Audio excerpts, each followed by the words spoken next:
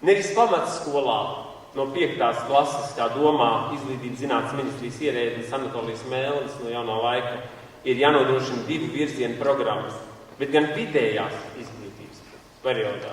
Pie tam būtu labi strikti nodalīt klasisko izglītības virzienu gimnāziju programmās, atšķirībā no profesionāli orientētajām tehniskajām un mākslas programmām vidusskolās.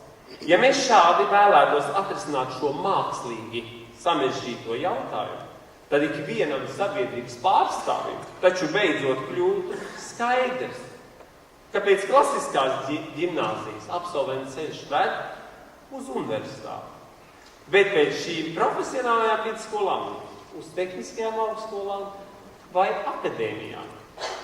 Ļoti vienkārši. Valstī ar steigu ir jādomā par šo 2 atšķirīgo skolu izveidi. Profesionālo vidusskolu, kur iemāca darboties ar āmuru, cirvi, zāļu, lāpu, krāsu, pinzeli, pannām, katliem un citām lietām, un gimnāziju kā klasiskās izglītības pārstāvji.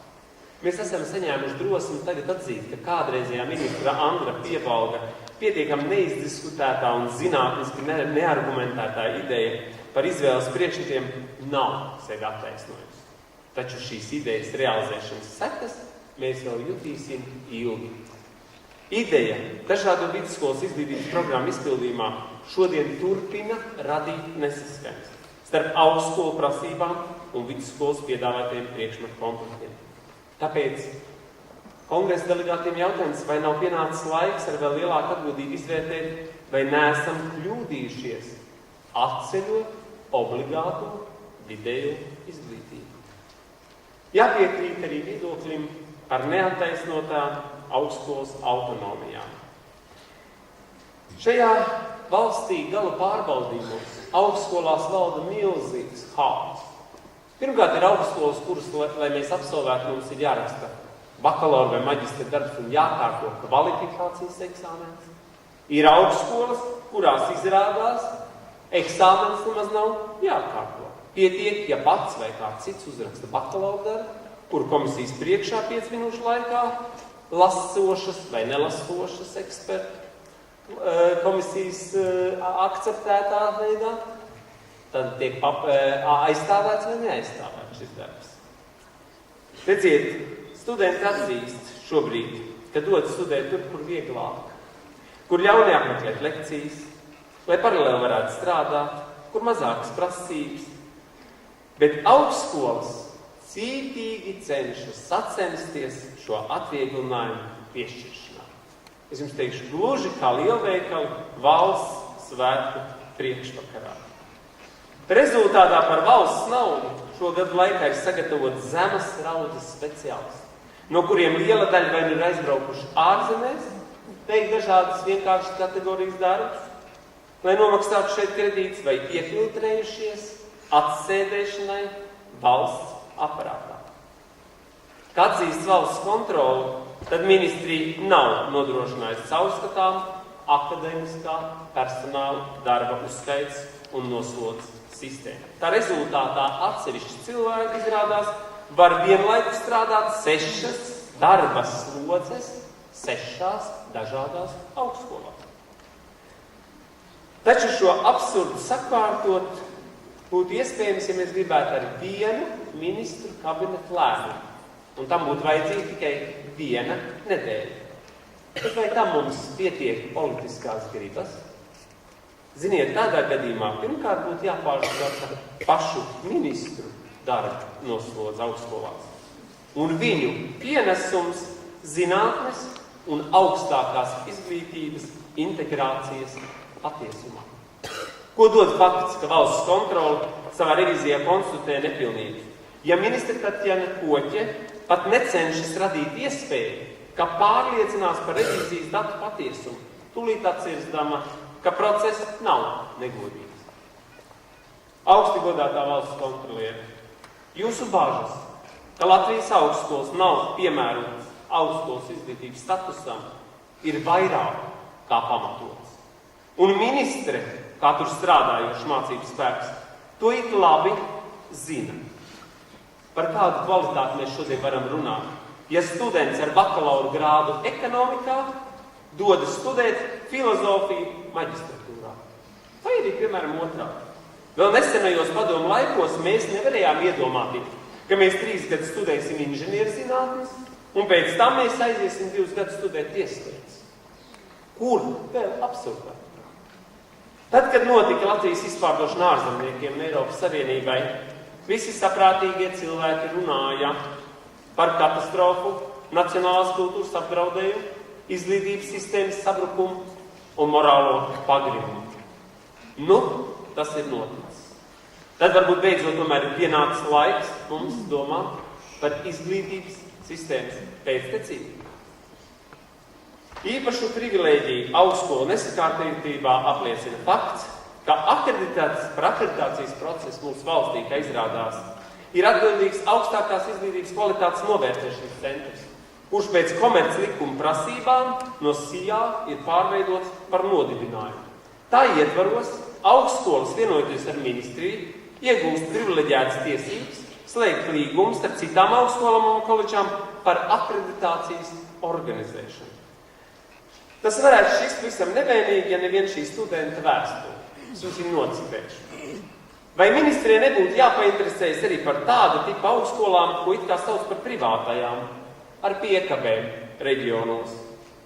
Viena no tādām starptautiskās praktiskās psiholoģijas augstskolu Bruņinieku ielā, kur vada viens absolūti senīls subjekts, netur kas starptautisks, netur kas psiholoģisks. Studenti vienkārši tiek krāpti, tiek maksātas milzīgas mācību maksas, bet programmas vienkārši ir absurdas. Mistika, saka studenti. Taču atbilde augstākās izglītības pārvaldības labirintus nepārzinošam studentam ir gaužām vienkārša. Tā nav mistika. Šīs augstskolas rektors vienlaikus ir arī augstākās izglītības kvalitātes novērtēšanas centra valdes priekšsēdētāja vietnieks, medicīnas zinātņu doktors Jānis Zerkals. Kur vēl ir tiešāks interešu konflikts? Un vai mazums mūsu sabiedrībā, un arī zālē, es domāju, atrastos cilvēki, kur man tūlīt pat censtos oponēt, lai attaisnotu šādas korumpētības esamību. Arī valsts kontrole norāda, kad augstākās kvalitātes izglītības centrs vispār nav pēc likuma tiesīgs veikt pārbaudas uzdevumus. Bet ministri atkal iebilst, centrs ir izpelnījies uzticības kvotu no lielākajām augstskolām. Protams, šis teiciens gan ir patiesa. Kāpēc? Jo tieši šīs augstskolas ir šī centra dibinātājs. Un Latvijas universitāte no valsts budžeta viena gada laikā uz augstākās izglītības kvalitātes novērtēšanas centru pārsūknē 24 662 lapus. Augstākās izglītības jomā esošie mērķi un uzdevumi turpina kavēt augstākās izglītības kvalitātes attīstību un konkurētspēju. Jo arvien nav skaidrs, kas jāsaprot ar vārdu augstāko, kas ir vārdu vidējo speciālo izglītību, ar ko atšķiras augstākā akadēmiskā no augstākās profesionālās. Kā rezultātā Latvijā radies diplomu un grādu haoss, kas turpina graut Latvijas izglītības autoritāti Eiropā un pasaulē. Un labākajās universitātēs ārvalstīs jau ir tradīcija, ka mūsu bakalauru beigušos cilvēkus neatzīst un saka, ka mēs atzīstam to diplomu, ko jūs mums esat atraduši, bet mācības jūs sāksiet no sākuma. Tā skaitā, diemžēl, arī mākslā. Skolu veidi.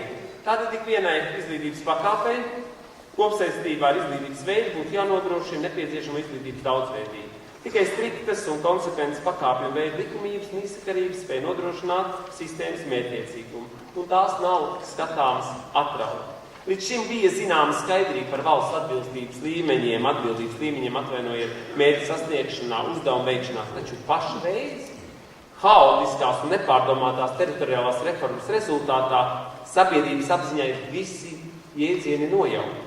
Nevienam šajā valstī, ieskaitot Saeimas deputātus, vairs nav skaidrs, kur sāks un beidzas. Apdzīvota vieta, pagasts, aprinds, rajons, novads, apgabals, reģions un vēl kādos tikai citos vārdos nesaukās teritoriālās vienības.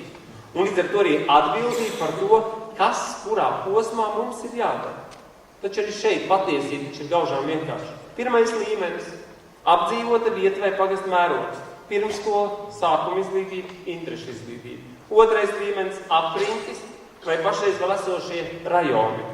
Tātad šajā līmenī profesionālā ievirs izglītība, vidējā vispārējā profesionālā izglītība. Trešais līmenis - kultūra vēsturiskais novads vai reģions. Un tajā augstākā profesionālā izglītība. Izglītības zinātnes ministrija un tās vadība ir izsmēlus, manuprāt, savu darboties spēju jau tik tālu, ka 8. gada nogalē nāk klajā pilnīgi absurdi no loģikas atrautu paziņojumi. Katra pašvaldība, neatkarīgi no tās deputāta izglītības, intelektuālās pieredzes, tagad veidos savu izglītības attīstības stratēģiju. Sakiet, vai šādu stratēģiju drīkst veidot, nepārzinot izglītības sistēmas stāvokli kopumā?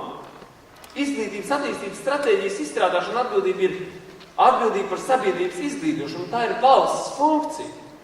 Pretējā gadījumā es uzskatu, ir nepieciešams likvidēt zinātnes ministriju.